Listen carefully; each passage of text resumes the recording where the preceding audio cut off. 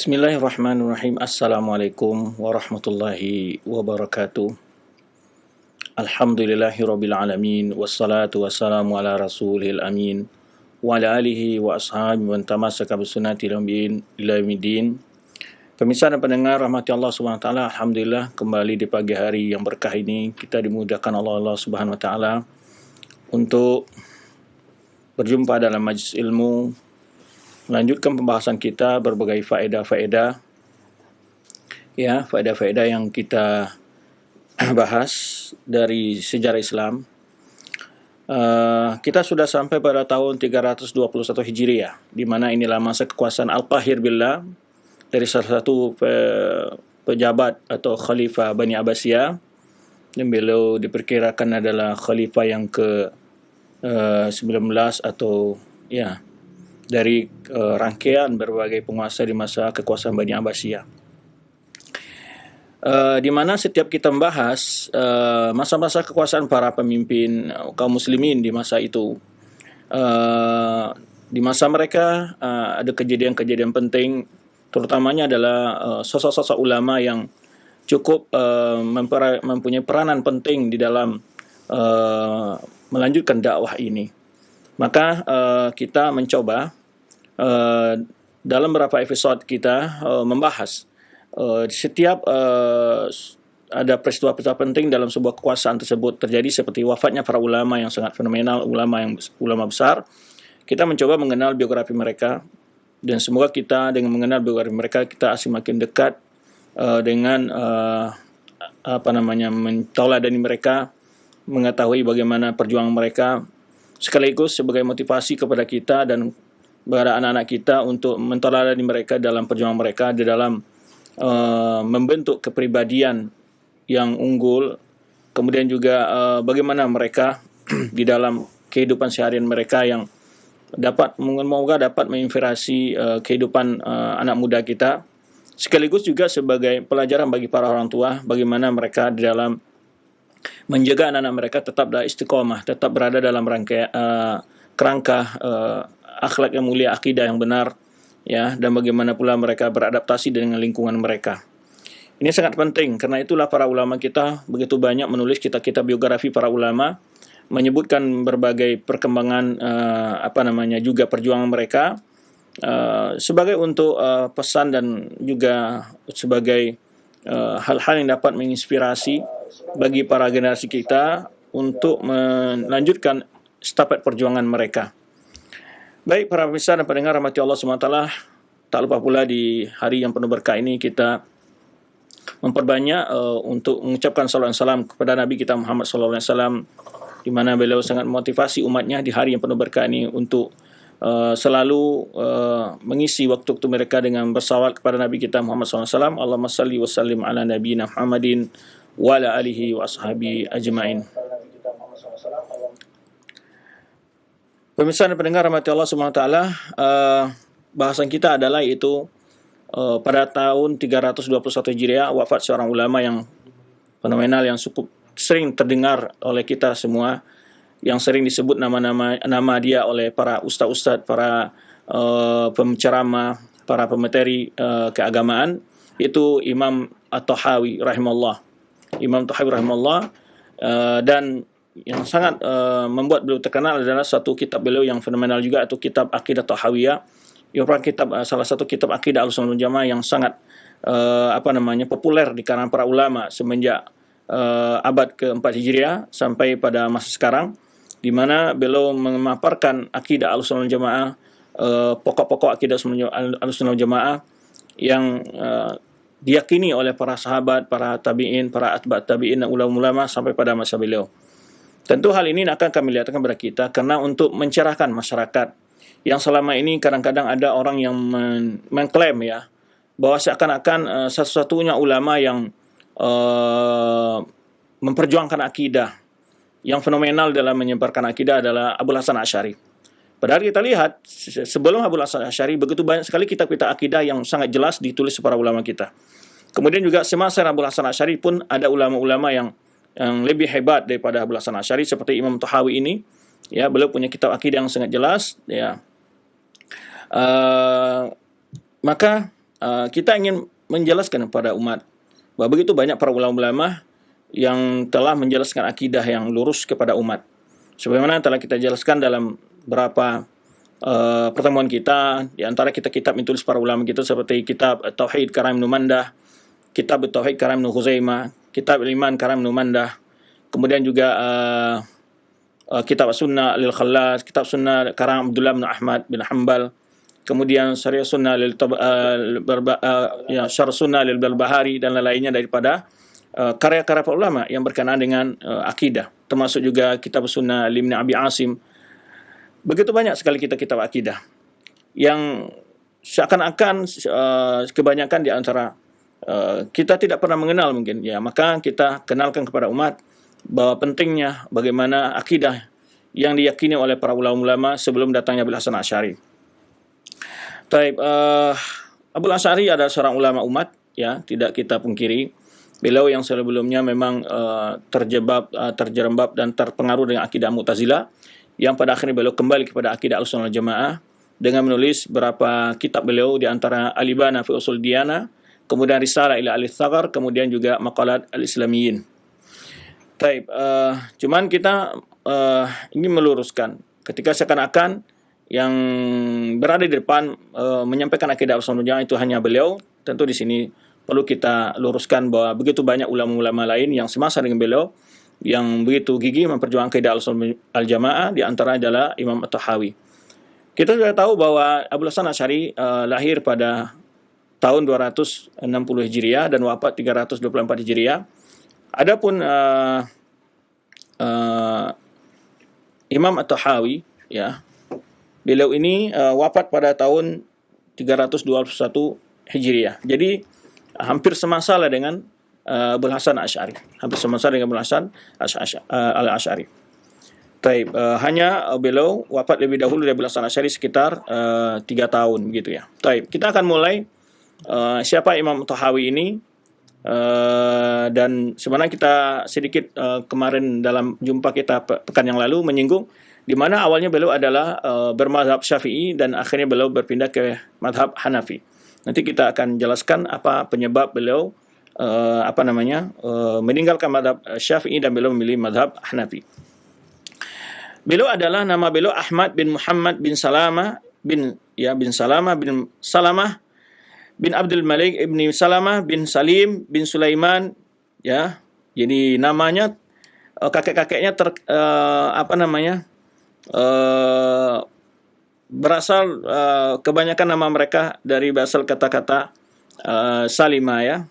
Fi'il madinya gitu, ya, nisbah kepada Salama, kemudian Salimah, kemudian Abdul Malik bin Salimah juga bin Salim bin Sulaiman, ya. Dan ini nasab-nasab orang Arab kadang-kadang banyak seperti itu. Kadang nama bapaknya kembali lagi dari nama anaknya, bapaknya nama anaknya kadang nama kakeknya atau nama bapaknya, gitu. Orang Arab sering berikan nama terhadap anak-anak mereka. Maka banyak sekali nanti nama-nama kakek mereka mirip-mirip dengan serupa gitu. Beliau adalah Al-Azdi, ya, Al-Hijri, Al-Misri, At-Tahawi, Abu Ja'far. Jadi kunyah Abu Ja'far. Nah, akan dijelaskan sini Al-Azdi itu apa maksudnya? Al-Hadi, Al-Hijri, Al-Misri, At-Tahawi. Al-Azdi adalah yaitu nisbah kepada Azad bin Gaus bin Nabat bin Malik bin Zaid bin Kahlan bin Saba. Jadi dari negeri Saba sana. Wal Az min a'zamil qabail Arabiyah Qahtaniyah. Jadi Az ini ada salah satu suku dari suku kabilah Qahtaniyah dan memiliki cabang pecahan suku yang begitu banyak dan terbagi kepada 4 bagian. Di antaranya adalah yang tadi Al-Az, ya. Yuqalu lil Azdi allati yantasib ilaiha Abu Ja'far Azdil Hijr. Jadi Az yang tempat yang suku kabilahnya ini disebut Azdi Hijr. Tamyizan lah min Azdi Shanu'ah. Jadi ada lagi Azdi Shanu'ah, ada Azdi Al-Hijr. Al-Hijri bisukunil jim nisbah ila batni min butunil qabilah. Jadi juga salah satu pecahan di kabilah Al-Azd. Jadi pecahan kecil dari Al-Azd itu. Kemudian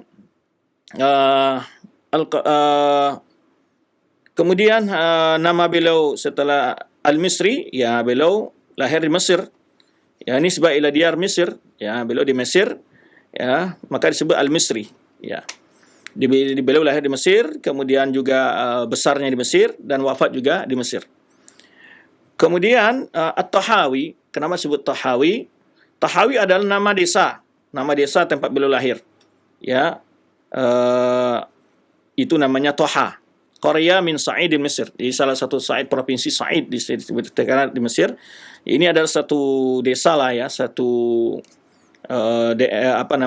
kelurahan disebut dengan Toha. Maka beliau disebut dengan Tahawi, ya. Itu sedikit tentang tempat lahir beliau, ya, tempat lahir beliau. Kemudian, ya, adapun beliau lahir pada tahun 239. 239. Jadi beliau lebih tua dari Abul Hasan Asy'ari, ya. Kalau Abul Hasan Asy'ari kan lahirnya 260 Hijriah, beliau lahir 239 Hijriah, ya. Ada juga menyebutkan 238, ada yang menyebutkan 300 Ada yang menyebutkan 238, ada yang menyebutkan 239. Tapi yang lebih rajih, yang dirajikan oleh kebanyakan ulama adalah 239 Hijriah.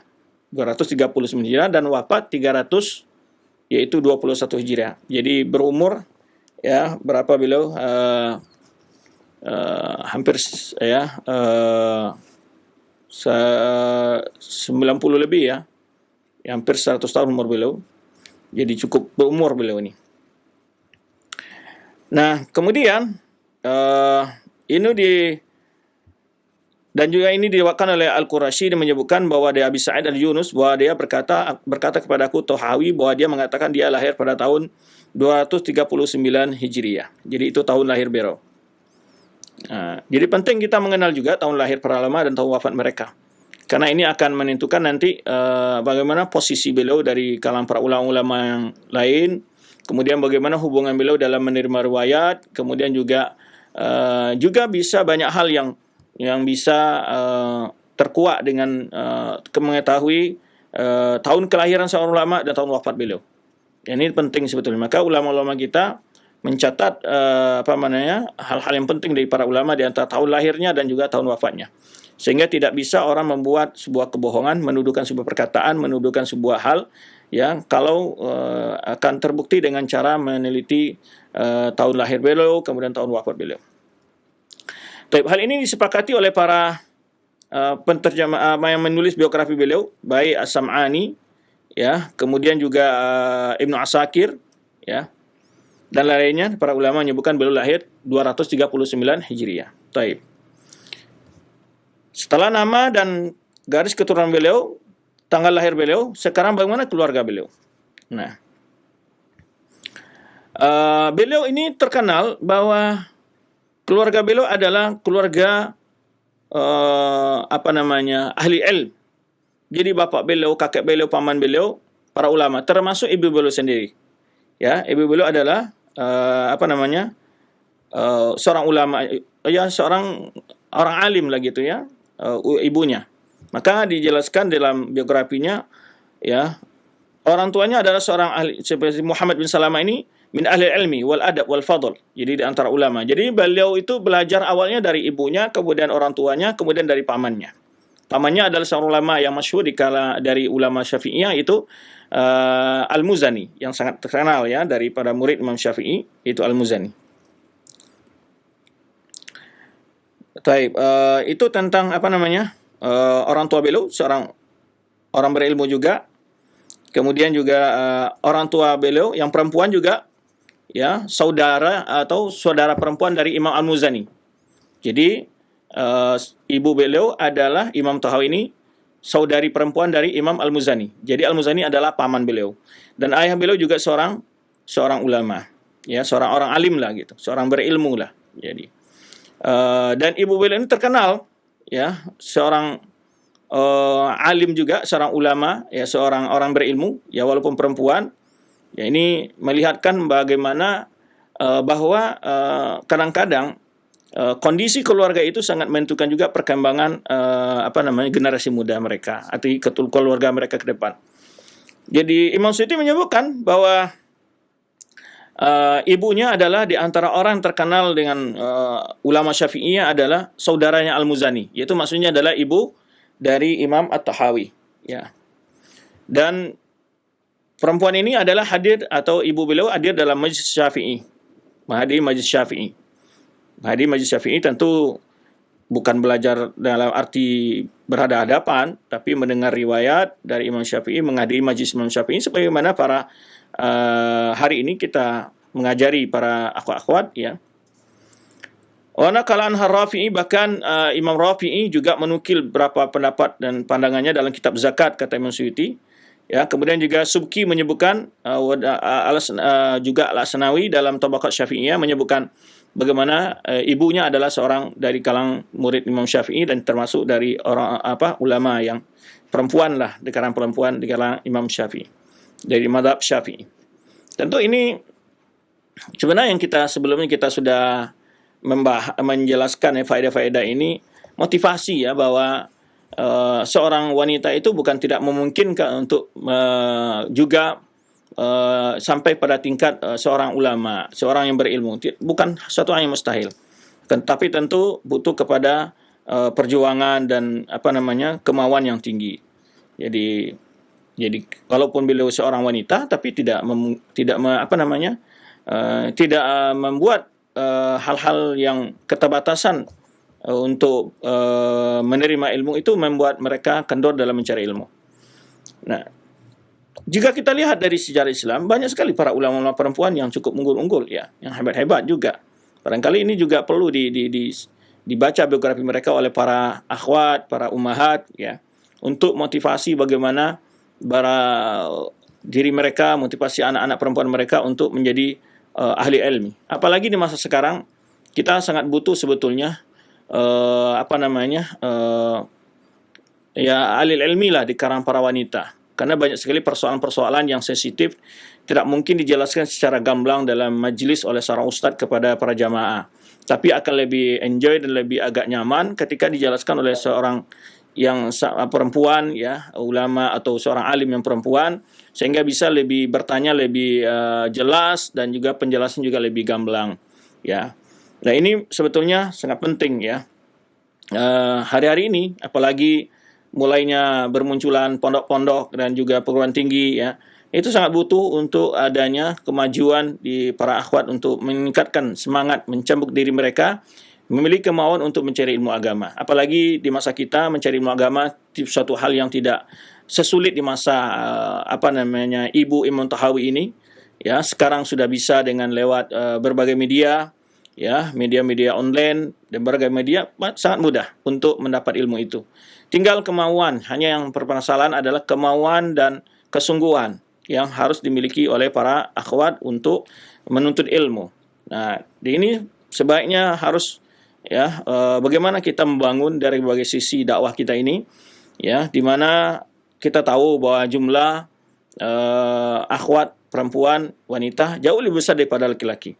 Akan tetapi dari segi ulama, orang yang alim yang membina mereka secara langsung, ya, yang bebas, yang lebih agak terbuka, juga sangat minim. Nah, disinilah, ya, kita dapat inspirasi sedikit bagaimana Imam Tahawi, ibunya adalah seorang ulama juga.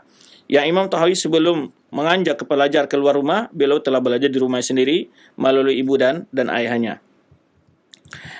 Kemudian, ya, inilah menyebabkan seorang anak yang namanya tadi Ahmad Muhammad Tahawi ini hadir di dalam keluarga yang berilmu, keluarga yang salihah, ya, tentu sangat pengaruh, ya, dalam perkembangan anak tadi. Tentu itu hal yang sangat penting juga di dalam pendidikan keluarga. Sebenarnya yang tersering kita sebutkan adalah tauladan dari kedua orang tua. Tauladan dari kedua orang tua sangat akan mempengaruhi pertumbuhan anak ke depannya. Maka oleh sebab itu seorang tua di dalam keluarga mestinya menunjukkan hal-hal yang positif kepada anak-anak mereka, ya, terutama dalam sisi ibadah, membaca Al-Quran, cinta kepada ilmu, cinta kepada ulama, ditunjukkan akan satu hal itu walaupun tanpa diperintah anak kita secara tegas, tetapi mereka dengan sendirinya akan melihat kebaikan-kebaikan itu, mereka akan mencontoh ya tanpa mereka sadari. Taib. Kemudian Imam Tahawi juga punya bapak sepersusuan namanya Isa bin Ibrahim bin Isa bin Masrud Al-Masrudi Al-Ghafiqi. Jadi Abu Musa Al-Misri, yang terkenal ini namanya Abu Musa Al-Misri. Dan ini disebutkan oleh Utbah Tahawi bahwa abi min ar-radha'ah. Jadi bapak sepersusuannya juga seorang alim. Nah, jadi secara garis besar kita lihat Imam Tahawi ini tumbuh di tengah keluarga dua orang tua yang kedua-duanya boleh katakan berilmu lah, alimaini fadilaini taqiyaini, dua orang tua yang berilmu, ya, yang memiliki keutamaan yang baik. Tentu ini adalah pasti idaman setiap kita, ya, bagaimana pasangan harusnya dapatkan yang berilmu, dapatkan yang bisa membina keluarga, ya. Sehingga Imam Tahawi berkembang di tengah keluarga, ya, yang di dalamnya penuh dengan ilmu, mencontohkan tauladan akhlak yang baik.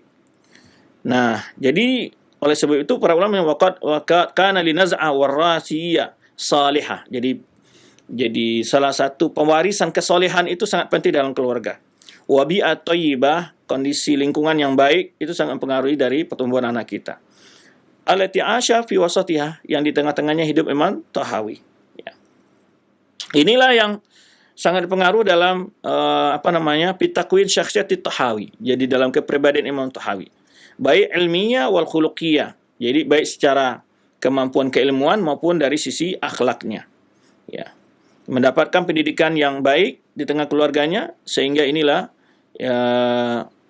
taujih salim alladhi sara alaihi fi nash'atihi, yang dia berjalan dalam perkembangan tumbuhannya dari masa kecil sampai dewasa,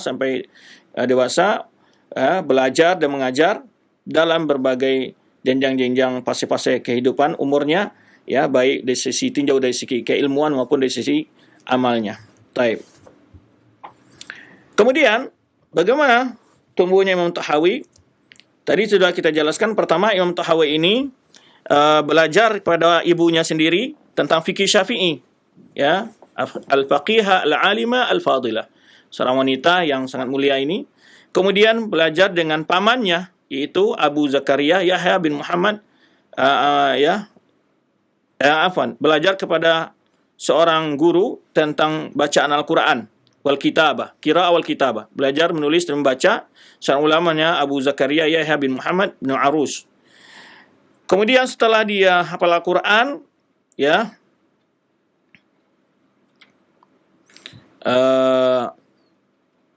tentang Abu Zakaria ini, gurunya ini adalah laisa fil jami' sariyatun illa wa qad khatama Abu Zakaria inda Quran. Jadi gurunya ini adalah hafiz, di mana disebutkan tidak ada satu tonggak pun di masjid kecuali pernah di tempat itu dia telah mengkhatamkan Al-Quran. Taib. Kemudian setelah Imam Tahawi memiliki dasar-dasar ilmu, ya, tadi menulis, baca Al-Quran, kemudian, ya, ingin menambah ilmu, terus berlanjut menuntut ilmu, maka dia hadir di majelis ayahnya sendiri dan mengambil mulai ilmu di sana, adab, ya, kemudian terus berlanjut belajar bersama pamannya, yaitu Al-Muzani, ya. Jadi di mana Al-Muzani nama Majma' Fuqaha Al-Muhaddisin. Jadi karena memang Mesir, ya, waktu itu sangat terkenal dengan perkembangan ilmu yang luar biasa. Karena masa-masa itu adalah masa-masa yang masa emas perkembangan ilmu Islam. Sebenarnya telah kita jelaskan dalam perkembangan. Di masa ini ada suatu faedah yang disebutkan oleh para penulis sejarah, yaitu semangat orang untuk memiliki perpustakaan. Maka sebelum kita sebutkan, hampir tidak ada satu desa kecuali di sana ada perpustakaan. Dan para ulama, kemudian para penguasa pun berlomba-lomba memiliki perpustakaan pribadi.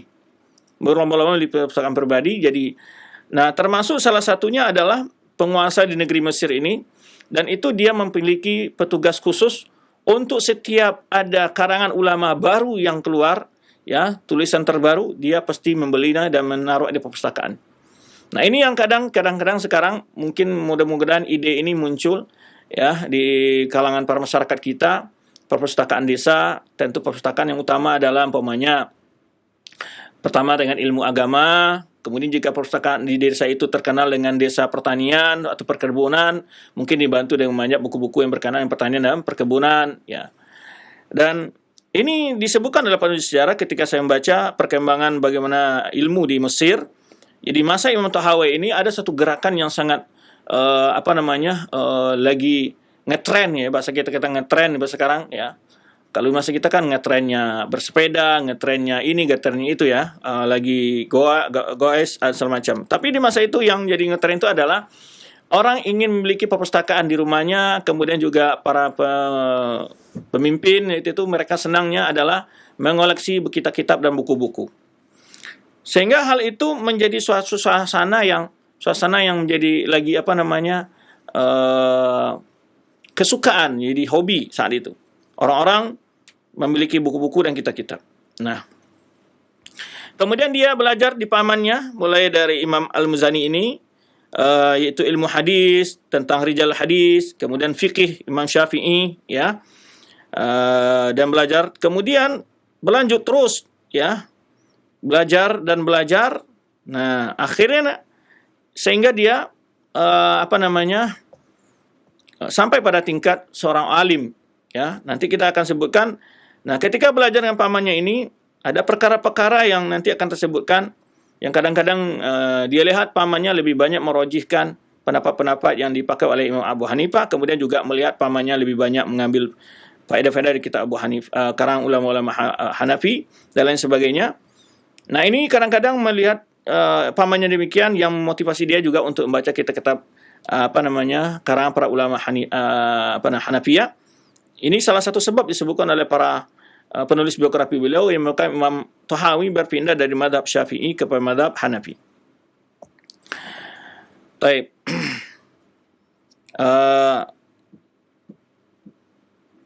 Di antara guru-guru beliau menuntut ilmu, setelah tentu kebiasaan beliau menuntut ilmu sebenarnya yang sudah kita sebutkan dalam kebiasaan para ulama dahulu. Tapi Imam Tahawi memang tidak memiliki kelana menuntut ilmu yang cukup banyak. Beliau karena di Mesir waktu itu banyak sekali ulama-ulama besar, jadi beliau mencukupkan dengan ulama besar yang ada di negeri beliau, walaupun beliau tempat pergi ke Syam, ya, ke Baitul Maqdis dan lainnya, Damaskus, beliau sempat pergi ke sana, ya, menuntut ilmu para ulama yang ada di sana. Tetapi beliau tidak seperti para ulama-ulama yang pernah kita sebutkan seperti Imam Tabari, yang betul hampir selalu sebagian besar wilayah Islam didatangi untuk menempat ilmu dari para ulama yang ada di sana. Tapi Imam Tahawi di dalam biografi beliau itu banyak belajar pada ulama. Kemana di Mesir kan banjir ulama, banyak ulama saat itu di masa beliau. Ya, kemudian beliau hanya melakukan perjalanan menuntut ilmu ke daerah Syam dan Baitul Maqdis atau Damaskus. Beliau banyak sekali meriwayatkan hadis dari riwayat Qutaibah, jadi dengan sanad-sanad beliau sebagaimana terdapat dalam karya beliau Ma'anil Athar dan juga Mushkil Al-Athar. Jadi Syarah Ma'anil Athar wa Syarah Mushkil Al-Athar. Ini kitab yang sangat dipuji oleh para ulama karangan para Imam Tahawi, ya. Kemudian, ya,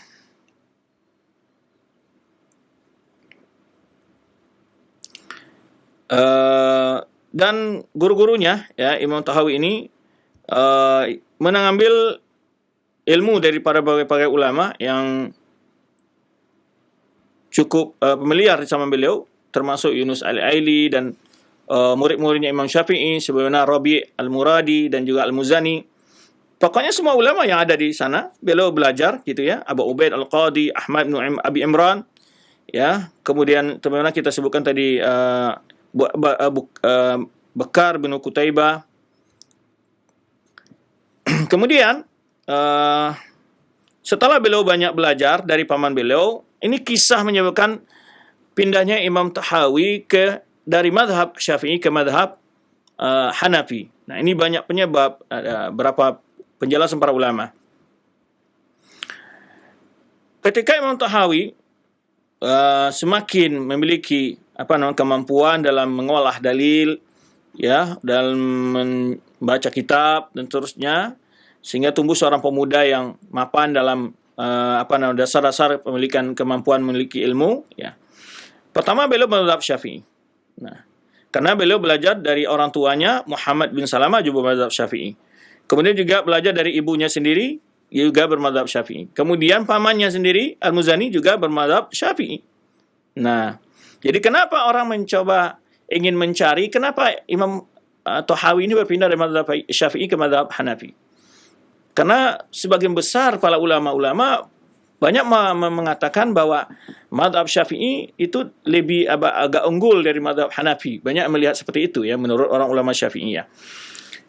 Ya sebetulnya pertanyaan adalah karena dia dari keluarga Syafi'i. Ya, ibunya, bapaknya, pamannya semua Syafi'i. Tapi kok bisa dia berpindah dari mazhab keluarganya ke mazhab Hanafi? Nah, ini yang jadi persoalan para ulama sering bertanya. Jadi beliau dalam usia yang sudah mapan dalam ilmunya ya, yaitu separuh dari ilmu beliau, usia beliau ya sekitar umur 40-an, beliau itu pindah madhab. Nah, jadi yang menyebabkan orang yang bertanya adalah pindah madhab keluarganya kepada madhab yang lain. Jadi ini menyebabkan punya satu yu'addu hadatsan lafitan linnazar, membuat orang punya perhatian tertentu ya. Wa istawkhifan lil bahith yastahiqu at-ta'aruf ala asbabihi. Itu menyebabkan orang ingin tahu apa penyebabnya.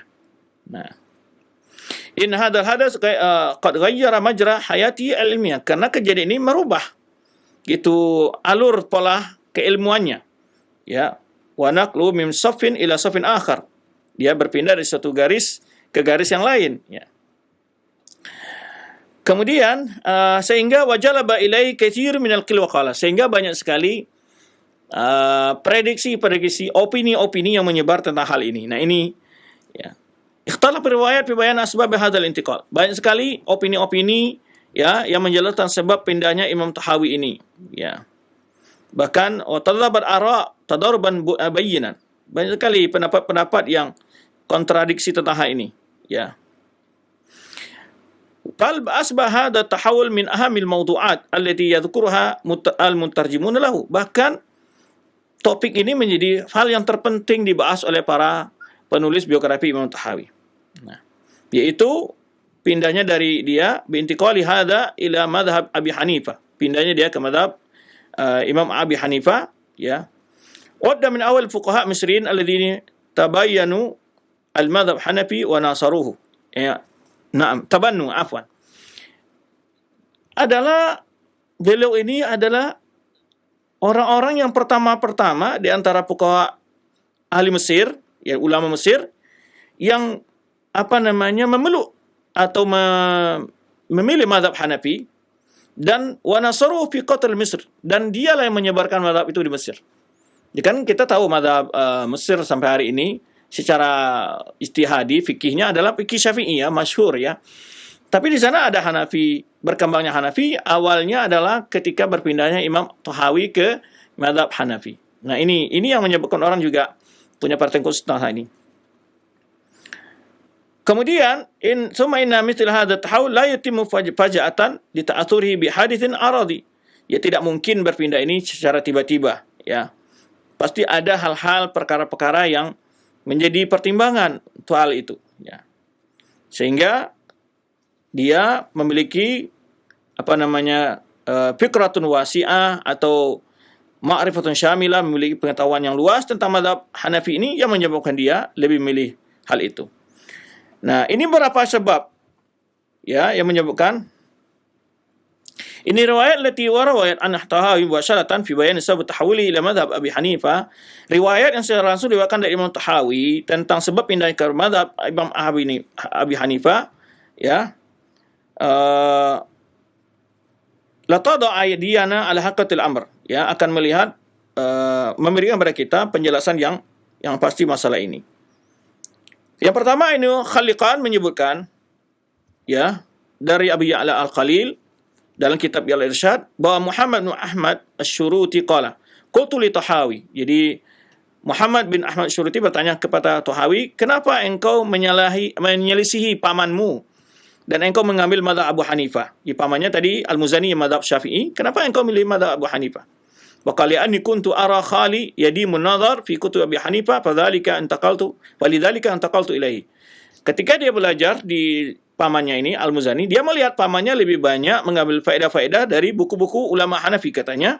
Kemudian itu yang menyebabkan aku pindah ke mazhab Hanafi. Riwayat lain diwakilkan Ibnu Asakir, yaitu Jalan Abi Sulaiman Ibnu Zubair, dia berkata, qala li Abu Ja'far Tahawi, berkata kepada aku Abu Ja'far Tahawi, awalu man katabtu anhu al-hadis Al-Muzani. Orang yang pertama aku menulis belajar hadis adalah dari pamannya itu Al-Muzani. Wa akhadtu biqauli Syafi'i. Lalu aku banyak mengambil ijtihad Imam Syafi'i. Falamma kana ba'da sinin qadima Ahmad bin Abi Imran. Nah, setelah itu beberapa tahun setelah itu ada datang seorang ulama Hanafi yaitu Ahmad bin Abi Imran sebagai qadi di Mesir. Nah, fasahibtu, lalu aku belajar bersamanya wa akhadtu biqauli. Akhirnya aku mengambil ijtihad darinya, ya. Wa kana yatafaqqa liqufiyyin. Jadi dia itu bermadhab Kufiyin, maksud madhab Abu Hanifah. Wa taraktu qaulil awal, sehingga aku meninggalkan pendapat-pendapatku sebelumnya, yaitu dalam madhab Syafi'i. Fara'aitu Muzani fil manam. Lalu aku melihat Muzani dalam mimpi, wa yaqulu li, dan dia berkata, ya Abu Ja'far, iktasabaka Abu Ja'far. Ini namanya kan sama-sama kunyah Abu Ja'far Ibn Abi Imran, gurunya ini dari mazhab Abu Hanifah, mazhab Hanafi, dan juga kunyahnya Imam Tahawi juga Abu Ja'far. Jadi wahai Abu Ja'far, engkau telah dicuri oleh Abu Ja'far. Ya Abu Ja'far, ya, iktasabaka Abu Ja'far. Jadi dikatakan engkau telah diculik oleh Abu Ja'far. Ini dua riwayat disandarkan pada Imam Tahawi yang menyebabkan tentang sebab pindahnya beliau dari madhab Syafi'i ke madhab Abu Hanifah. Taib.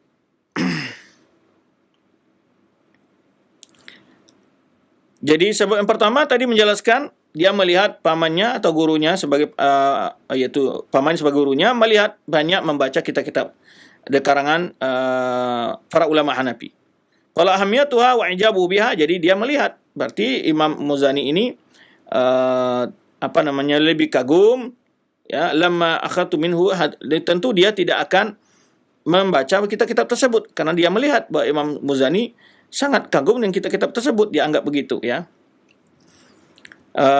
Sehingga menyebabkan dia aujada ladai tataluan auratahu mahabbah, dia ingin tahu juga, menyebabkan dialah yang menyebabkan dia membaca buku-buku dari karangan mazhab Hanafi tersebut. Kemudian juga sebab yang lain adalah di mana Imam Tahawi ini mempunyai simpanan perpustakaan pamannya itu penuh dengan kitab-kitab yang bermacam-macam. Ya, mungkin dia juga membaca kitab-kitab tersebut, ya, setelah dia melihat pamannya lebih banyak membaca kitab-kitab ulama Hanafi tadi. Mungkin maksud Imam Muzani adalah sebagai perbandingan, ya, di dalam ijtihad membaca kitab-kitab ulama Hanafi tersebut. Nah, dia juga ikut membaca, dan di antaranya hal ini juga mempengaruhi tentang pendiriannya terhadap mazhab Hanafi. Nah, termasuk tadi kita sebutkan ketika telah datangnya Ahmad bin Abi Imran ini, Abu Ja'far ini seorang qadi yang menjadi qadi Mahkamah Agung di Mesir, membuat dia belajar ke ulama alim ini Ahmad bin Abi, dan dia banyak terpengaruh dengan hal itu. Akhirnya dialah memilih madhab gurunya ini dan meninggalkan madhab yang dia sebelumnya itu madhab pamannya atau madhab keluarganya. Ini di antara yang menyebutkan sebabnya pindahnya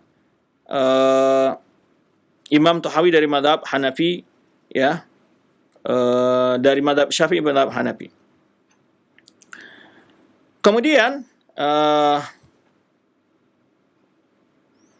ada sebab-sebab yang lain menyebutkan di sini. Ada riwayat lain yang bukan pindahnya Imam Tahawi ke mazhab Hanafi adalah satu kejadian yang terjadi antara dia dan pamannya. Sebenarnya disebutkan oleh Abu Ishaq Asy-Syirazi dalam Tabaqat Syafi'iyah.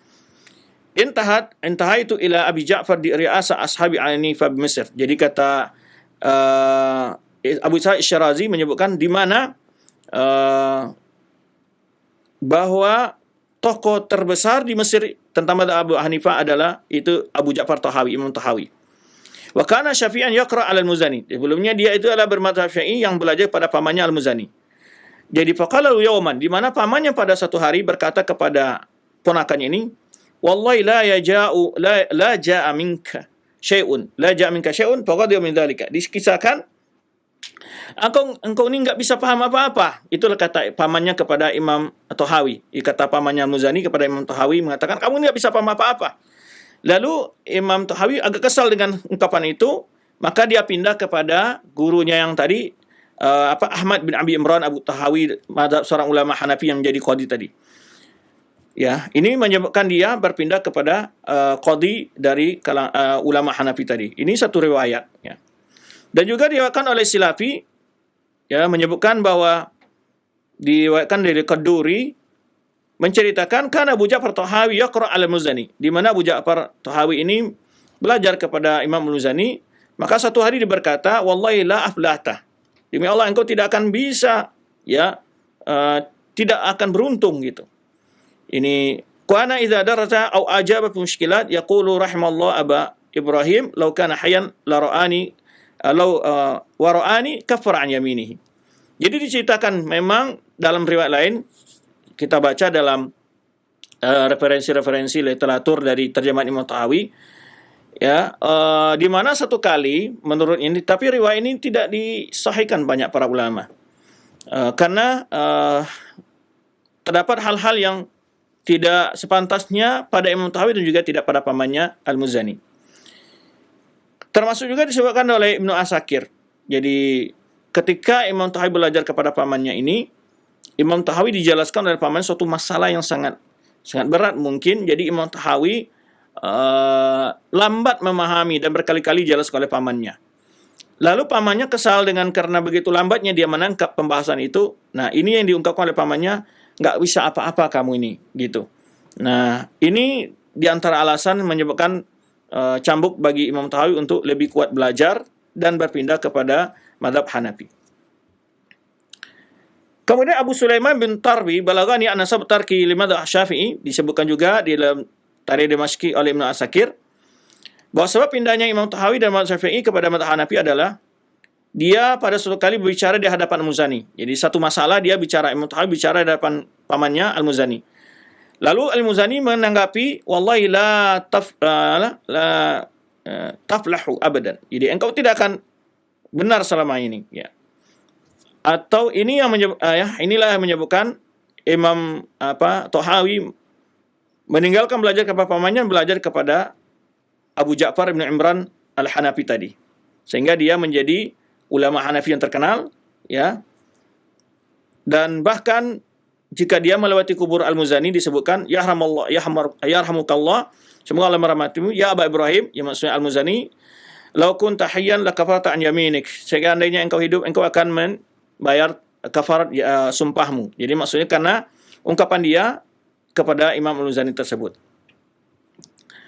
Kemudian juga ada beberapa riwayat yang lain, ya.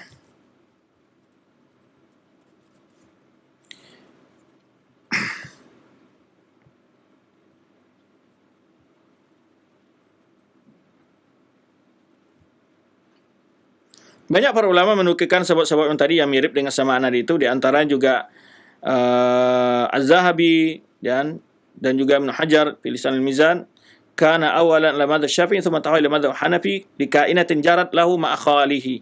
Jadi ada suatu kejadian yang peristiwa antara dia dan pamannya, ya.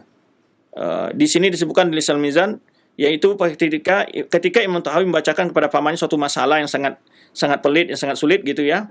Maka Imam Tahawi tidak bisa memahami lebih baik. Maka Imam Muzani selalu menjelaskan fabalaga. Jadi Imam Muzani sangat begitu antusias menjelaskan berkali-kali kepada ponakannya. Fala yattafiq dzalika. Namun tetap tidak Imam Tahawi masih belum sampai kepada untuk memahami masalah itu dengan baik. Maka marahlah pamannya, ya. Dia katakan wallahi la jaa minka syai'un. Ya, engkau tidak bisa apa-apa, itulah arti bahasa kitanya. Ini di antara sebab pindahnya dia ke Abu Ja'far Ahmad bin Abi Imran, seorang qadhi Misriyah, Mahkamah Agung saat itu, yang bermadzhab Hanafi.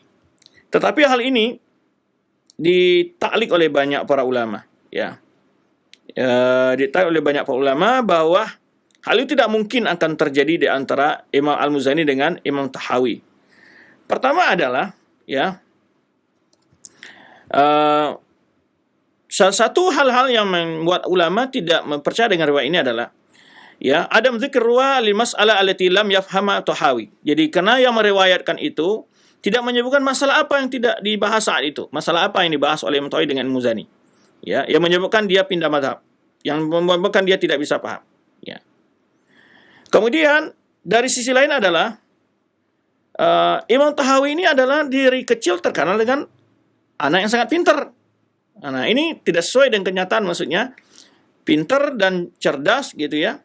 Wa mislu la yakunu mimman la yafham masalah mahma buligha fi taqribihi. Ya, tidak akan mungkin dia tidak akan paham masalah yang sudah begitu dijelaskan oleh Imam Muzani. Kemudian juga Imam Muzani tidak akan mungkin ya la yasta'si alaihi bayan masalah. Tidak akan mungkin dia juga merasa kecewa atau berat menjelaskan suatu masalah. Ya. Bihaitsu la yafhamu misl Tahawi, yaitu masalah yang tidak akan mungkin dipahami oleh Imam Tahawi. Maka oleh sebab itu jika kita memperhatikan riwayat ini, kata para ulama adalah bihaitsu akhlaq tullab wal ulama istadiyakun nama tarwih kutub tarikh dzalikal asr, ya, bahwa di riwayat ini dari sisi akhlak para penuntut ilmu dan para ulama yang diriwayatkan oleh buku-buku sejarah, fa inna hadza tasarruf min kilal janibaini at-talib was syekh yulqi dhilalan min asy-syakki fi tasdiq hadhihi riwayah. Jadi lihat dari sisi guru dan murid di sini menyebabkan adanya ketidaksikohan kita, tidak percayaannya terhadap riwayat ini. Ya, karena simatul bariza fi talabati dzalikal asr, salah satu ciri keunggulan masa itu adalah at-tawadu wal adab. Para ulama yang memiliki sifat yang tawadhu dan adab. Wal ilfa, ya, ulfa, dia lembut, lemah lembut antara guru dan murid. Ya, bal talib kana yahtafidhu li asatihi bi qalbi bil makana aliyah. Bahkan seorang guru, seorang murid sangat menjaga kehormatan gurunya di dalam hatinya, menghargainya dan menghormatinya. Nah, ini. Kemudian juga satu hal yang tidak akan mungkin keluar dari kalimat Al-Muzani mengatakan kalimat seperti itu, ya. Kalimat yang diungkapkan Al-Muzani tidaklah mungkin dari hal yang menunjukkan seorang murid saat itu lari dari gurunya. Kalimat yang diungkapkan oleh Al-Muzani tersebut, ya, sehingga menyebabkan dia pindah mazhab. Kemudian juga, ya, fadla yakuna hadza talib wal Tahawi khuluqan wa dini atadayyunan. Jadi apalagi seorang murid seperti Imam Tahawi, orang yang sangat punya akhlak, ya, yang baik. Kemudian juga gurunya, ya, yang memiliki lapang dada yang luas. Terkenal Imam Muzani ini seorang guru yang sangat sabar di hadapan murid-muridnya. Jadi tidak akan mungkin hal itu terjadi sebagai sebab menyebabkan pindahnya Imam Tahawi dari mazhab Syafi'i ke mazhab Hanafi. Apalagi sangat jauh hal itu, ya, mungkinkah Imam Muzani tidak akan sabar mengajar ponakannya sendiri, ya, selalu mengeluarkan ungkapan kalimat seperti itu sangat tidak etis dan tidak pantas, ya, akan disebabkan akhlak seperti itu pada Imam Al-Muzani. Ini di antara hal yang ditanggapi para ulama tentang kabar tersebut, ya, karena menafikan akhlak talabul ilmi, kesempurnaan akhlak yang baik, kemudian juga kesempurnaan akhlak yang baik dari sisi gurunya.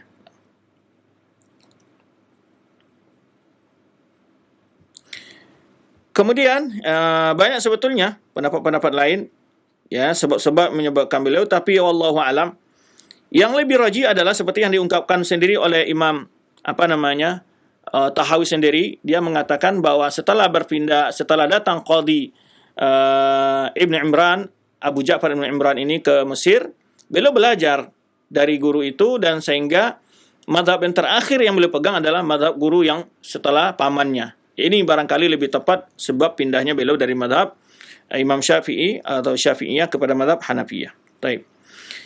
Adapun perjalanan beliau menuntut ilmu sebenarnya telah kita jelaskan di awal. Beliau hanya melakukan perjalanan ke daerah Syam, ya, karena daerah Mesir cukup banyak ulama-ulama besar, sehingga beliau mencukupkan dengan ulama-ulama negeri beliau, dan juga beliau di samping itu beliau juga melakukan perjalanan ke daerah Syam, ya, untuk menuntut ilmu. Tentu daerah yang lebih mudah untuk beliau jangkau dari Mesir. Ya, guru-guru beliau cukup banyak. Sebenarnya kita sebutkan tadi Ibrahim bin Abi Daud, Sulaiman bin Daud Al-Asdi, Abu Ishaq Baras, ini di antara ulama-ulama yang beliau belajar. Kemudian adalah ini banyak sekali ini masyayikh beliau. Murid-murid Imam Syafi'i juga yang beliau berjumpa di sana, yang beliau belajar di Mesir. Ya, di antara guru beliau ada Yunus bin Abdul Ala Al-Aili, ini masyhur, seorang ulama Mesir. Kemudian juga Yahya bin Zakaria, Yahya bin Saburi, Abu Zakaria Al-A'raj, Harun bin Sa'id Al-Aili, ini guru-guru beliau. Dan murid-murid beliau juga banyak. Yang paling masyhur adalah yaitu Imam At-Tabrani, Abdul Qasim At-Tabrani, ya, Sahibu Ma'ajim, ya, Mu'jamul Kabir, Mu'jamul Awsat, Mu'jamul Saghir, ya, yang wafat 360 Hijriah. Kemudian juga Ahmad bin Ibrahim bin Hamad Abu Utsman Al-Qadhi Mesir, di murid beliau juga. Banyak murid-murid beliau yang terkenal adalah yaitu Abdul Qasim At-Tabrani yang memiliki kitab hadis yang sangat masyhur, ya. Dan masih banyak yang lainnya, ya, Ali bin Husain bin Harab Al-Baghdadi, ini murid-murid beliau. Ya. Kemudian juga Muhammad bin Abdu bin Harb Al-Basri Al-Abbadi, ya, Muhammad Muzaffar Abul Husain Al-Baghdadi, ini ulama-ulama besar. Kemudian Maslama bin Qasim bin Ibrahim Abul Qasim At-Tabari Al-Qurtubi, afwan, ya. Dan lain-lain para ulama-ulama yang beliau belajar langsung bersama yang belajar langsung kepada beliau. Yang sangat penting di sini adalah kita bicara tentang akidah Imam Tahawi. Ya, yang ingin kita bahas lebih detail adalah qad kana minal gharaba yahudda hadzal mawdu' bi dirasah mustaqillah. Di mana sangat penting ini bagaimana kita bicara tentang akidah Imam Tahawi ini, di mana beliau memiliki kitab yang sangat fenomenal namanya I'tiqad Ahlussunnah wal Jamaah, ya. Aksar min baqiyatil mu'allafatil jalilah, yaitu asbaha yutlaq alai aqidah tahawiyah, di mana kitab beliau menulis tentang kitab akidah ini dikenal dengan aqidah at-tahawiyah. Ya. Di mana kitab ini menjelaskan i'tiqad Ahlussunnah wal Jamaah, ya, al-muttafaq ala ittiba'i min ulama al-ummah. Semua ulama sepakat untuk mengikutinya. Dari kurun mufaddalah, dari masa sahabat, para tabi'in, dan para imam-imam yang ulama yang 4, ya, Abu Hanifah, kemudian Malik, Imam Syafi'i, dan Imam Ahmad.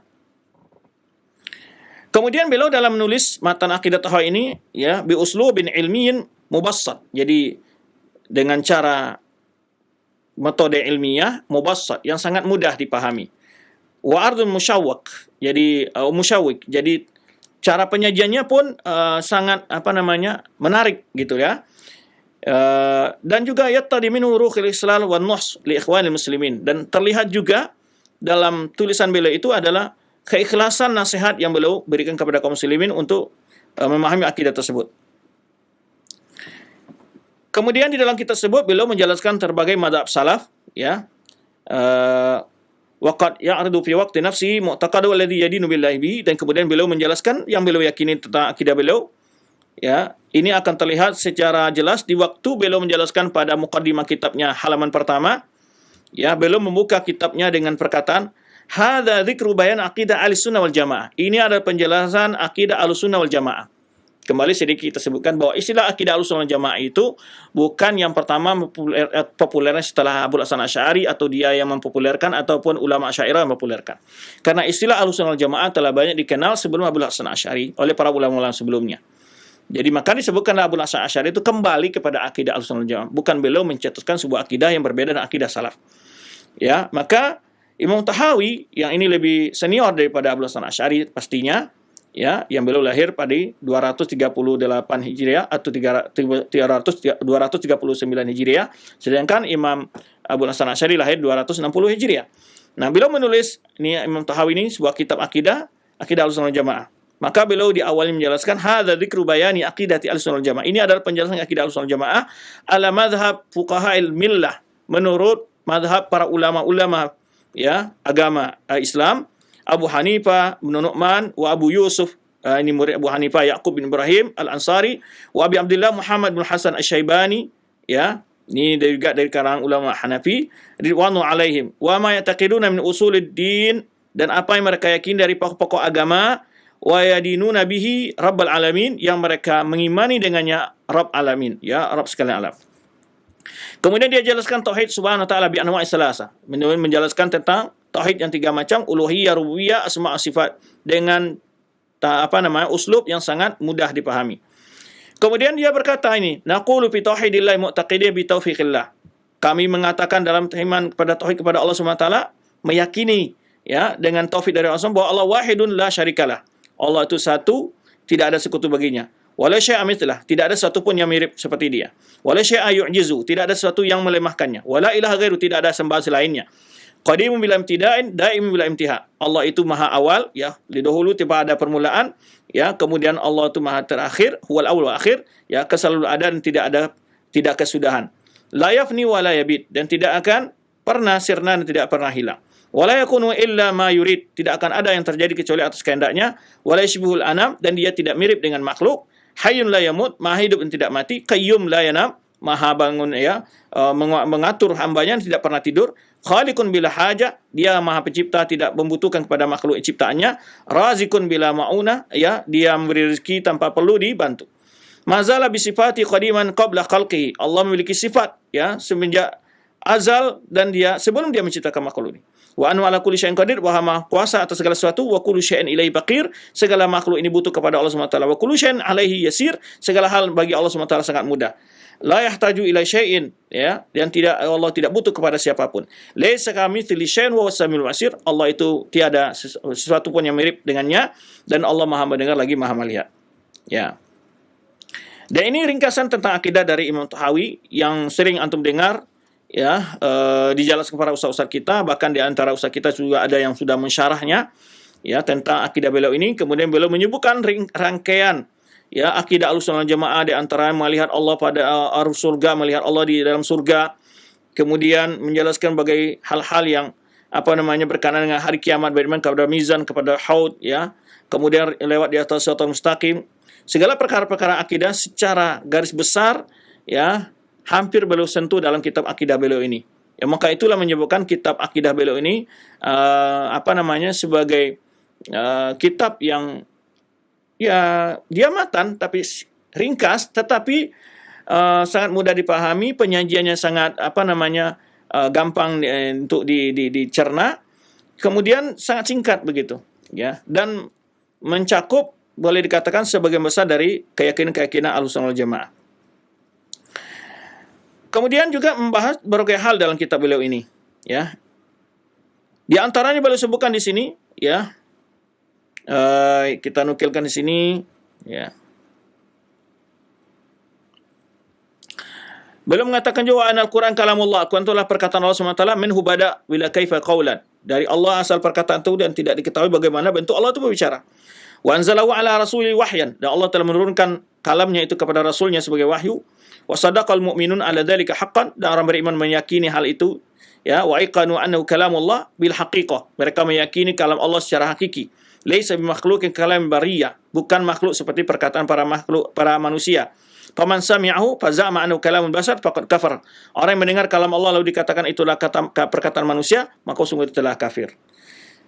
Kemudian juga, ya, beliau menjelaskan di sini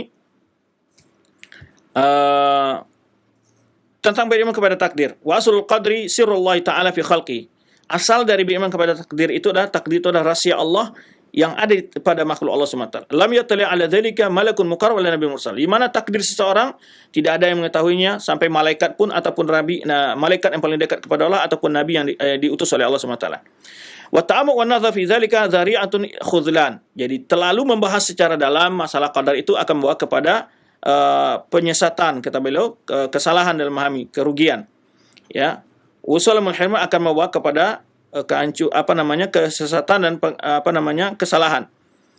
Kemudian beliau menyebutkan juga fal hadar kullal hadar min dzalika nazaran fikran au waswasatan. Maka hati-hatilah, dengan sangat berhati-hati, kata beliau, jadi memikirkan mendalam-dalam membahas masalah qadar itu, baik secara nalar ataupun secara waswasa. Karena Allah SWT telah menutup ilmu qadar itu daripada makhluk ini, wa nahum an muramihi, ya, memikirkan terlalu dalam hal itu, ya. Maka Allah sebutkan dalam firman-Nya, la yus'alu amma yaf'al wa hum yus'alun. Allah tidak ditanya tentang apa yang Allah lakukan dan mereka lah makhluk itu yang akan ditanya tentang perbuatan mereka. Faman sa'ala lima fa'ala faqad radda hukma Alkitab. Barang siapa mengatakan kenapa terhadap sebuah keputusan Allah, sungguh dia telah menolak hukum Al-Quran. Ya. Kemudian beliau menegaskan lagi tentang wajibnya taat kepada penguasa. Di antara beliau mengatakan, wala naral khuruj ala aimatina wa ulati umurina wa injaru. Kami tidak berpandangan bolehnya memberontak kepada pemimpin-pemimpin dan penguasa sekalipun mereka melakukan kezaliman. Wala nadu alaihim wala nanzi'u yadan min ta'atihi. Kita tidak mendoakan agar mereka binasa dan juga tidak mencabut ketaatan dari mereka. Wa nara ta'atahu min ta'atillah azza wajal faridatan ma lam ya'muru bi maksiatin. Kita melihat bahawa taat kepada pemimpin itu adalah bagian taat kepada Allah Subhanahu wa taala, ya, suatu hal yang diwajibkan selama mereka tidak memerintahkan hal yang maksiat. Wa nad'u lahum bis salah. Kita mendoakan untuk mereka kebaikan wal mu'afa dan kesehatan. Wa nattabi as-sunnah wal jamaah, dan kita mengikuti sunnah dan jamaah. Wa nastadibul syuudha wal khilaf wal furqah, dan kita menjauhi hal-hal yang aneh-aneh dan perpecahan dan perselisihan. Nah, inilah akidah-akidah yang selama ini diajarkan oleh ustaz-ustaz kita, ya. Ini sebagai untuk bantahan kepada orang selama ini mengatakan yang menyebut dakwah kita ini sebagai dakwah Wahabi, akan berpaham radikal, mengajak orang untuk menentang penguasa. Ini suatu hal-hal fitnah-fitnah yang tidak berhenti mereka lakukan untuk menghambat kemajuan dakwah kita. Kita tidak pernah memprovokasi, ya, umat kita dan para jamaah kita untuk melakukan pemberontakan ataupun melakukan hal-hal yang akan merusak keamanan dan persatuan bangsa. Nah, maka inilah yang selama ini kita ajarkan, ya. Kemudian terakhir beliau menyatakan wa nuhibbu ashab Rasulullah sallallahu alaihi wasallam. Ashab Rasulullah, dan kita cinta para sahabat Nabi sallallahu alaihi wasallam. Wa la nufritu fi hubbi ahadin minhum. Tidak berlebih-lebihan dalam mencintai salah seorang di antara mereka. Wa la nabra'u min ahadin minhum, dan kita tidak boleh berlafaz diri seorang pun dari para sahabat Nabi. Wa nubghidu man ayyubghiduhum, dan kita marah dan membenci orang-orang yang membenci sahabat Nabi. Wa bi khairil yadhkuruhum, atau menyebut bukan hal yang buruk tentang mereka. Wala nadhkuru illa bi khair, kita tidak menyebut tentang sahabat Nabi kecuali hal yang baik. Wa hubbun dinun wa imanun wa ihsanun, mencintai sahabat Nabi itu adalah merupakan agama dan iman dan kebaikan. Wa bughduhum kufrun wa nifaqun wa tughyanun, membenci sahabat Nabi adalah kekufuran dan kemunafikan dan suatu kezaliman. Ini akidah yang beliau bahas dalam kitab akidah ini.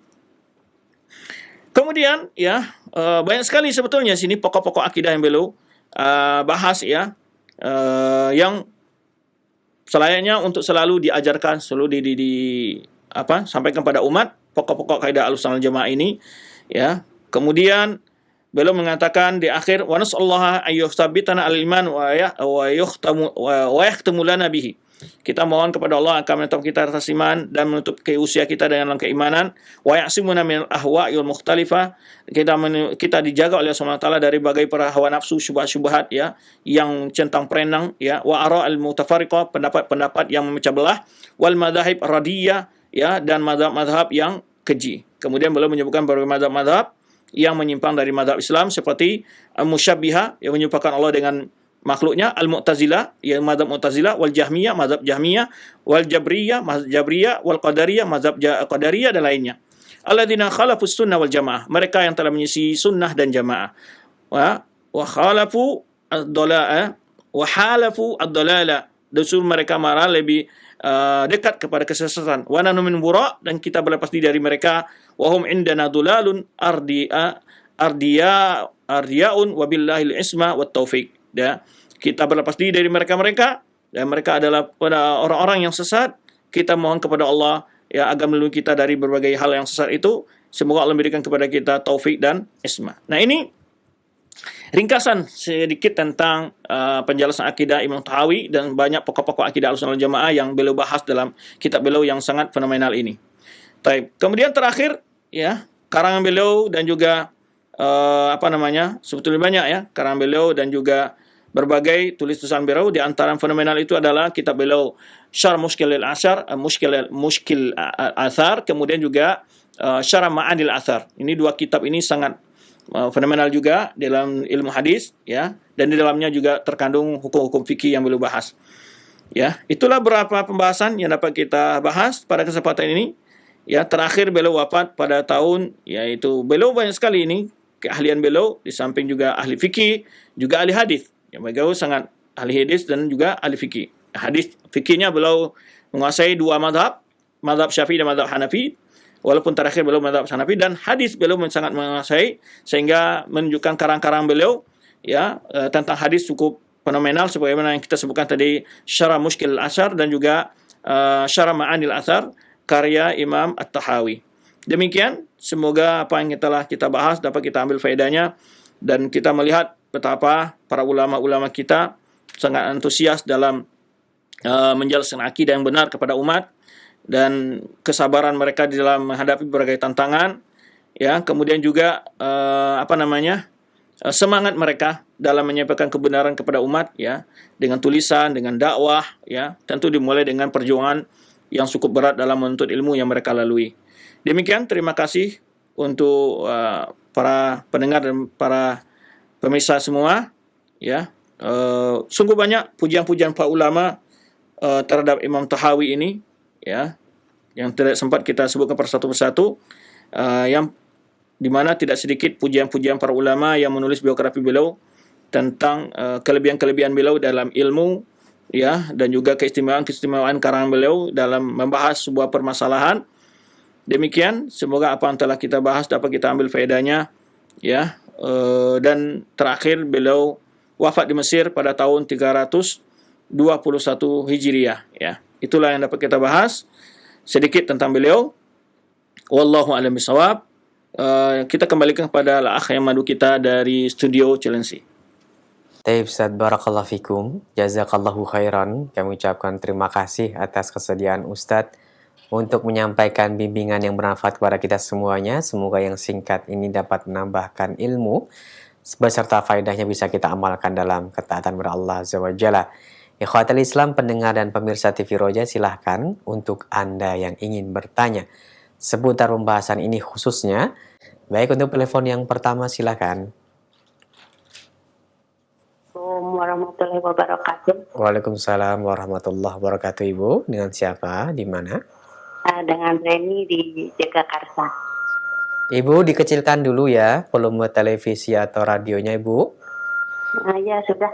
Supaya kami bisa mendengar pertanyaan Ibu dengan jelas ya. Silahkan. Ya.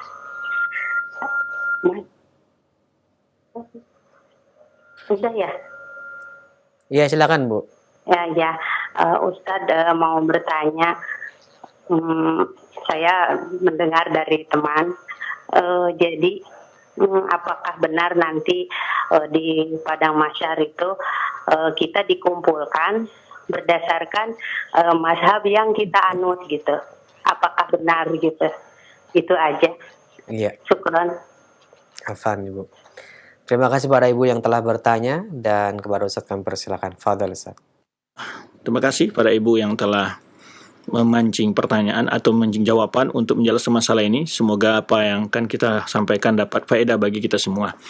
Tidak ada satupun dalil yang menunjukkan, bahkan ungkapan para ulama yang ulama umat yang menjadi panutan umat, mulai dari sahabat, para tabi'in, ataupun para atba' tabi'in, para ahli-ahli hadis, para ahli tafsir, tidak ada satupun ungkapan mereka mengatakan bahwa manusia di hari kiamat akan dikumpulkan bersama madhabnya, apalagi bersama ormasnya, ya.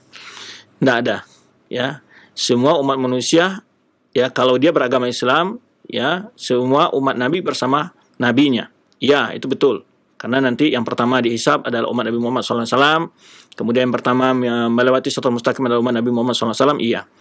Karena pernah juga saya lihat ada selenting-selentingan, terutama dari kelompok-kelompok yang belajar ilmu tasawuf. Jadi mereka nanti mengatakan bahwa kita di akhirat itu, ini saya dengar sendiri, bukan cerita-cerita ya, akan dibangkit seperti berkapal-kapal katanya. Jadi masing-masing akan naik kapal gurunya gitu. Jadi pemain toriko ini menimbulkan nyebut tarikat tertentu, maka dia akan bersama guru tarikatnya dibangkit. Ini suatu hal yang mereka kelabui dan kenapa tipu kepada umat, agar umat ini, ya, tujuannya sebetulnya adalah agar pengikutnya, jamaahnya tidak lari dari majelis dia ataupun tidak keluar dari paham dan aliran dia. Maka mereka membuat sebuah torikot, kelompok-kelompok sebegitu dengan berbagai statement-statement yang mereka ciptakan sendiri untuk bagaimana fanatik para pengikutnya kepada mazhabnya. Bahkan juga sebagian ormas di negeri kita ini juga membuat sebuah statement-statement yang bagaimana supaya anggotanya fanatik buta kepada guru-gurunya, kepada kiai-kiainya, kepada ustaz-ustaznya gitu ya. Sehingga dibuat statement-statement yang mengatakan yang penting Anda sudah masuk ke ormas ini, ketika Anda nanti ditanya di alam kubur oleh malaikat munkar nakir, katakan saja saya adalah pengikut sipulan gitu ya. Maka munkar nakir akan membiarkan Anda. Ini suatu perkataan-perkataan yang sangat berbahaya dalam agama. Ya, apakah dengan seorang mengikuti seorang kiai, mengikuti seorang mazhab tertentu kita sudah terbebas dari azab neraka? Lalu tidak terbebas dari azab neraka karena mengikuti Rasulullah SAW? Mana yang lebih afdal Rasulullah SAW daripada guru-guru kita, daripada kiai-kiai kita, daripada ulama-ulama? Tidak akan ada yang lebih afdal daripada Rasulullah SAW. Tapi itu umat beliau tetap berada di bawah perhitungan hisab. Ya, kecuali memang mendapat syafaat dari Rasulullah SAW, syafaat orang beriman, ya ada, betul. Tetapi membuat orang fanatik terhadap suatu mazhab, dan disinilah yang diingkari para ulama-ulama, ya, yang dipelintir oleh sebagian orang bahwa itu adalah anti mazhab, atau mereka sebut semuanya Wahabi anti mazhab. Itu kebohongan dari mulut mereka. Karena para ulama-ulama yang mereka tuduh sebagai mazhab Wahabi seperti Ibnu Taimiyah yang berkata itu mazhab Hambali, jelas semua. Para ulama Hambali menyebutkan, dan beliau sendiri juga ijtihadnya banyak sesuai dengan mana Hambali. Tapi mereka memang tidak ta'assub fanatik begitu. Mengklaim mazhabnya saja yang benar, tidak. Mereka juga mengkritik hal-hal yang tidak sesuai dengan dalil atau menemukan pendapat yang lebih kuat. Terhadap Imam Ahmad, Ibnu Taimiyah ataupun Muhammad Wahab, mereka adalah mazhab Hambali. Ya, tidak menganti dengan mazhab. Yang diingkari oleh para ulama, yang tidak dikomodasi para ulama adalah yaitu fanatik buta. Ya, kalau keluar dari mazhab Syafi'i seakan-akan dia tidak Ahlus Sunnah. Ini salah. Ya, seanggarkan Syafi'i kalau tidak Syafi'i itu tidak Ahlus Sunnah, itu sudah jelas salah lagi. Ya. Yang semua ulama mengatakan bahwa mazhab yang 4 itu mazhab Ahlus Sunnah semua, baik Hanafi, Maliki, ya, Syafi'i maupun Hambali, Ahlus Sunnah semua. Dia jika menjalankan mazhab ijtihadiyah yang sesuai mazhab Hambali, dia Ahlus Sunnah. Syafi'i mazhab Hanafi, Ahlus Sunnah. Tidak ada satu ulama menyebutkan mereka itu keluar dari Ahlussunnah.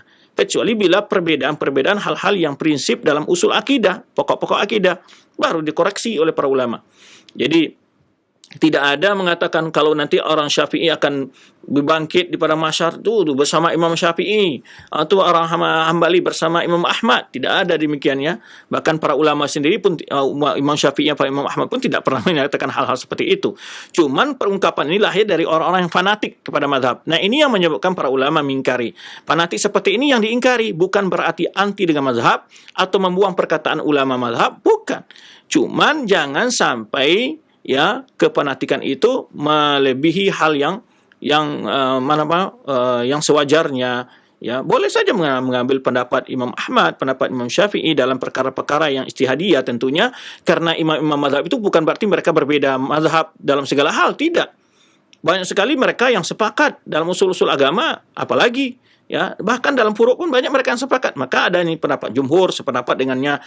Hal itu disepakati oleh Imam Abu Hanifah, ijma, ya, Abu Hanifah, Malik, ataupun Syafi'i dan Ahmad. Karena kalimat ajma itu ittafaqa atau ajma. Ajma itu lebih luas, ulama semua sepakat. Tapi kalau ittafaqa aimah arba'ah itu adalah 4 imam sepakat dalam masalah ini. Nah, contoh ke haram musik. Itu aimah arba'ah ittafaqa ala tahrimiha. Ya, itu sudah jelas itu. Ya, ittafaqa ala imam arba'ah tentang masalah jenggot. Ittafaqa ala imam arba'ah. Ya. Nah, hal ini yang ittafaq alim rabah maksudnya dalam hal bahwa itu adalah sunnah Rasulullah SAW. Ya, walaupun dalam perkara wajib dan sunnahnya, tapi Imam Syafi'i mengatakan hal itu adalah wajib mazhab Imam Syafi'i. Nah, ini yang perlu kita jelaskan kepada umat biar mereka tidak fanatik. Karena hal kefanatikan kepada mazhab inilah yang menyebabkan salah satu kelemahan umat Islam dalam sejarah Islam, jika kita lihat, menyebabkan mereka terpecah belah adalah fanatik kepada mazhab atau kepada imam-imam tertentu. Wallahu a'lam bishawab. Barakallahu fikum, jazakallahu khairan. Terima kasih atas nasihat yang bermanfaat. Selanjutnya kami berikan kesempatan kembali, silahkan untuk telepon yang kedua. Halo. Halo, Assalamualaikum warahmatullahi wabarakatuh. Waalaikumsalam warahmatullahi wabarakatuh. Dengan siapa ini? Di mana? Dengan hamba Allah di Riau. Silahkan. Ya, terima kasih. Ini Ustadz, apakah orang yang disebutkan oleh Rasulullah SAW 70 orang masuk surga tanpa hisab, apakah itu termasuk orang-orang akhir zaman, Ustaz? Terima kasih. Assalamualaikum warahmatullahi wabarakatuh. Waalaikumsalam warahmatullahi wabarakatuh. Terima kasih atas pertanyaannya. Silahkan Ustaz.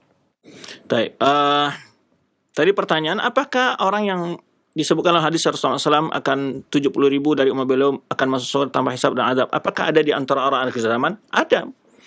Karena hadis itu umum. Tidak khusus untuk para sahabat saja. Tidak khusus untuk para sahabat saja, juga tidak khusus pada generasi tertentu dari generasi Islam. Tapi umum. Akan ada memang dari umat-umat Rasulullah SAW di akhir zaman yang memang mendapat kelebihan seperti itu dari sisi Allah Subhanahu Wa Taala jika mereka ya benar-benar mencapai apa yang disebutkan dalam hadis tersebut. Itu disebutkan Rasulullah SAW, la yastarkun wa la yaktahun wa la tatayarun wa la rabbihim yatawakkalun. Itu sifat mereka di antaranya. Jadi mereka sampai pada tingkat level al-iman al-wajib al-mustahab, tingkat keimanan yang lebih sempurna.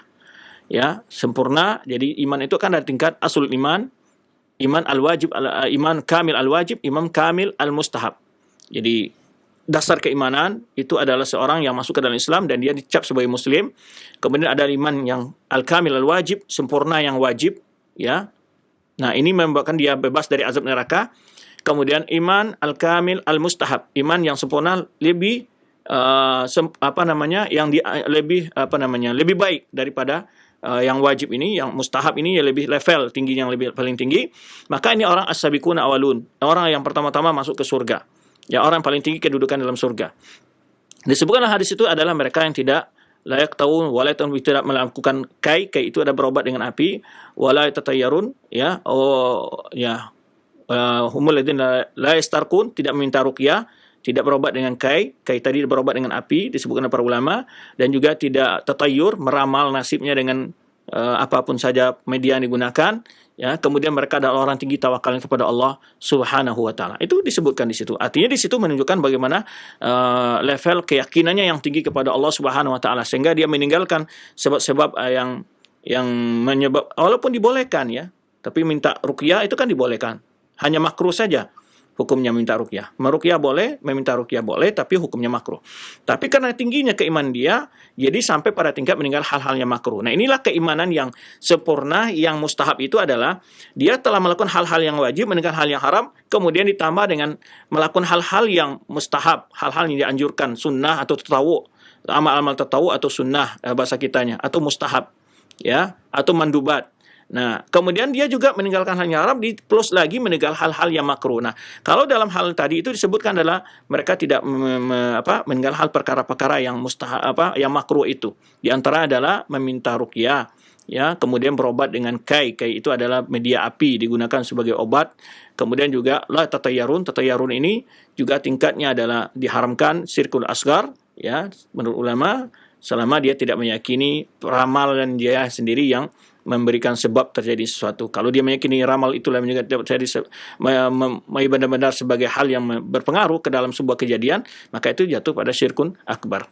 Jadi artinya, mungkinkah kita di akhir zaman bisa terdapat sampai pada poin ataupun pada tingkat yang disebutkan dalam hadis tadi, bahwa termasuk orang tidak dihisab untuk masuk surga? Mungkinkah? Memungkinkan. Yang penting kita berupaya dengan maksimal berilmu, beramal, dan berusaha untuk selalu istiqamah dalam agama yang mulia ini. Wallahu ta'ala alam. Taib, Ustaz, barakallahu fikum. Terima kasih atas nasihat dan jawaban yang bermanfaat. Semoga menjadi tambahan ilmu untuk yang bertanya khususnya, serta kita semua yang mendengarkan di kesempatan kali ini. Berikut kami bacakan dari pesan singkat yang telah masuk.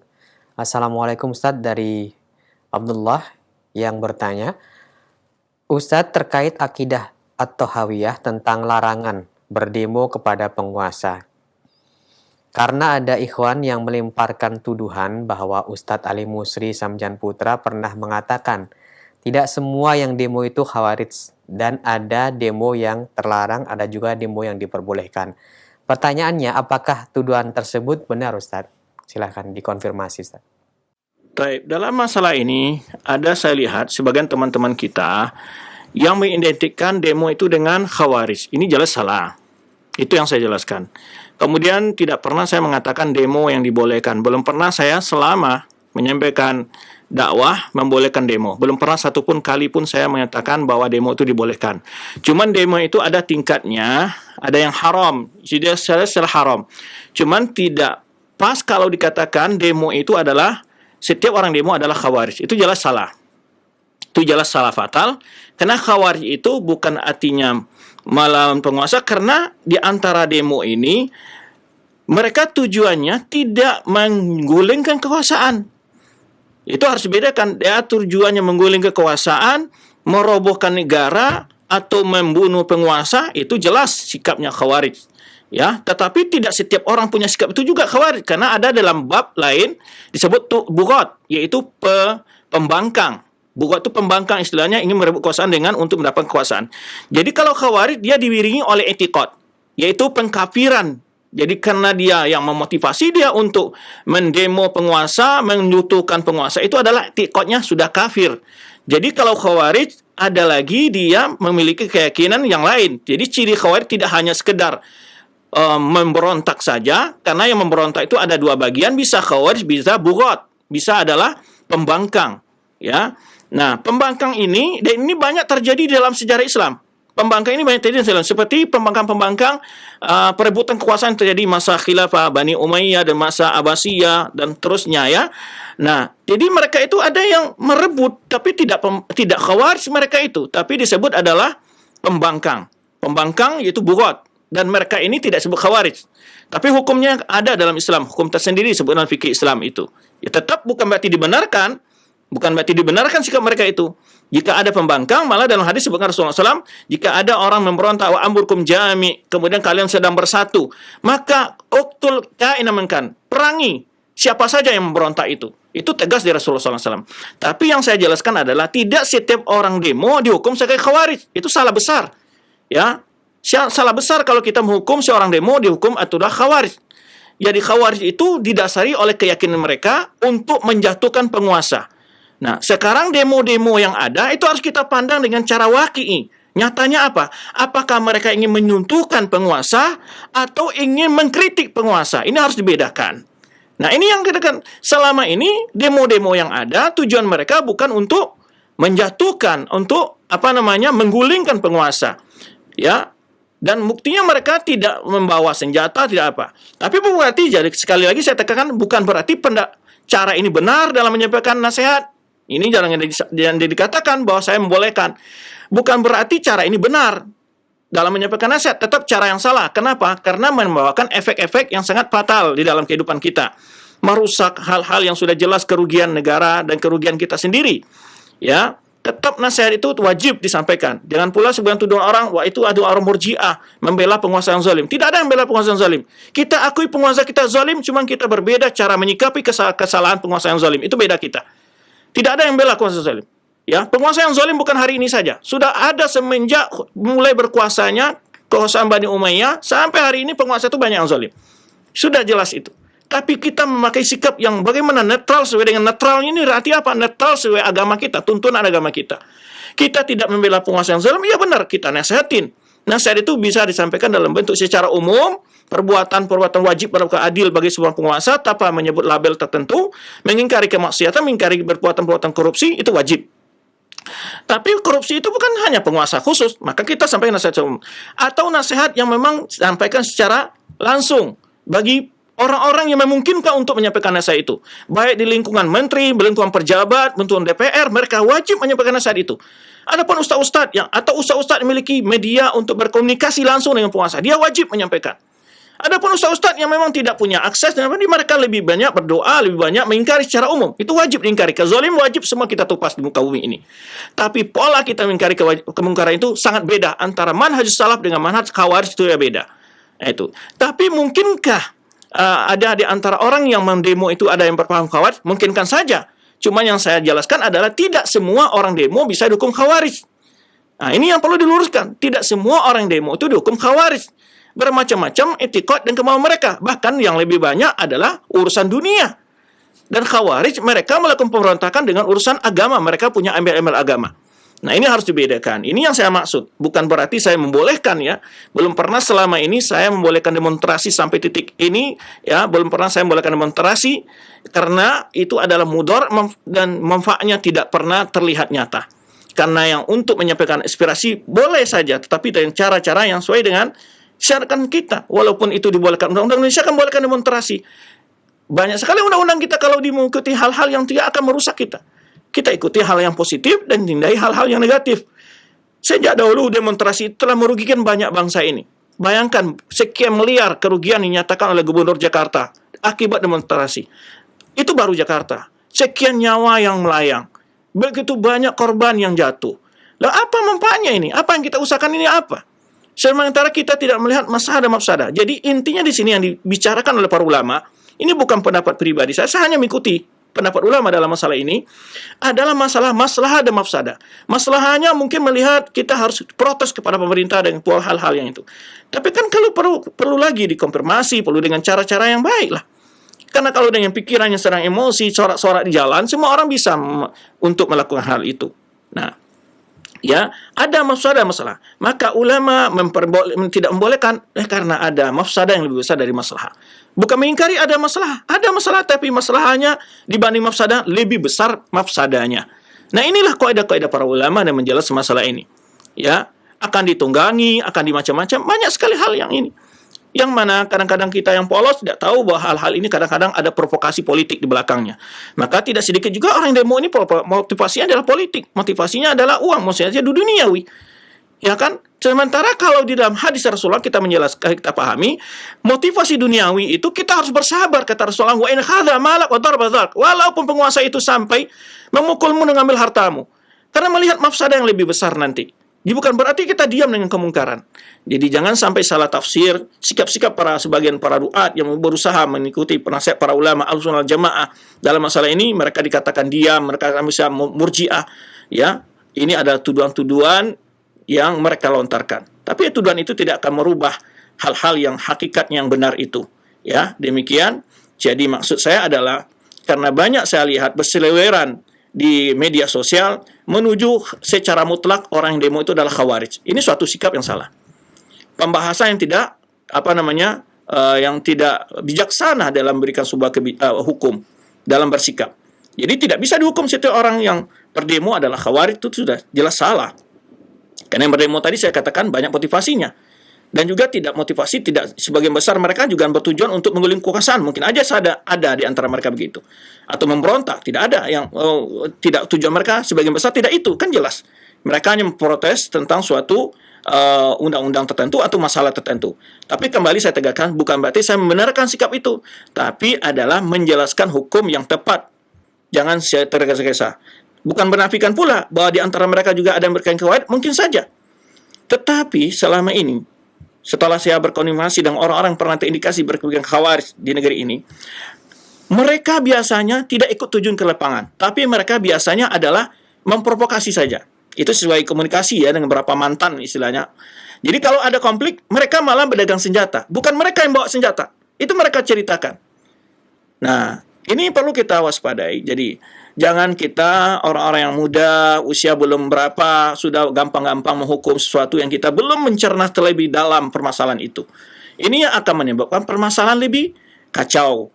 Maka lebih banyak kadang-kadang, satu saat kita itu lebih banyak diam dulu untuk tidak menahan persoalan yang lebih besar. Jadi maka seorang alim itu dia harus tahu menimbang.